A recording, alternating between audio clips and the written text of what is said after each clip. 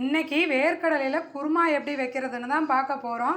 Idli, dosa, சப்பாத்திக்கெல்லாம் taste சூப்பராக இருக்கும்.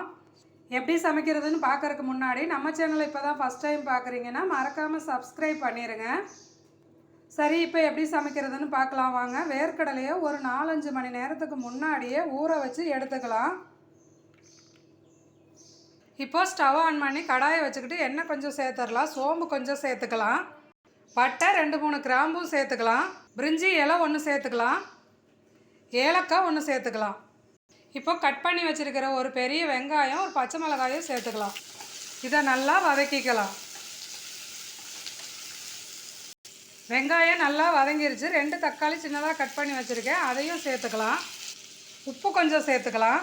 மஞ்சள் தூள் 1/2 டீஸ்பூன் சேர்த்துக்கலாம். தனி மிளகாத்தூள் 1/2 டீஸ்பூன் சேர்த்துக்கலாம். கரம் மசாலா 1 டீஸ்பூன் சேர்த்துக்கலாம். சென்னா மசாலா இருந்தால் 1 டீஸ்பூன் சேர்த்துக்கோங்க, இல்லைன்னா அந்த தனி மிளகாத்தூளும் கரம் மசாலாவுமே போதும். இப்போ இதை கலந்து விட்டுக்கலாம். இது 2 to 3 பேர் சாப்பிட்ற அளவுக்கு இருக்கும். கொஞ்சமாக தண்ணி சேர்த்துக்கலாம். நல்லா கிரேவி ஆகட்டும். தக்காளி நல்லா வதங்கி கிரேவி ஆயாச்சு. தயிர் 1 டீஸ்பூன் சேர்த்து நல்லா கலந்து விட்டுக்கலாம்.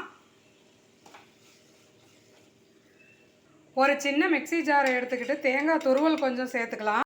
சோம்பு கொஞ்சம் சேர்த்துக்கிட்டு கொஞ்சமாக தண்ணி சேர்த்து நல்லா அரைச்சி எடுத்துக்கலாம். அரைச்ச தேங்காய் விழுது இதில் சேர்த்துக்கலாம்.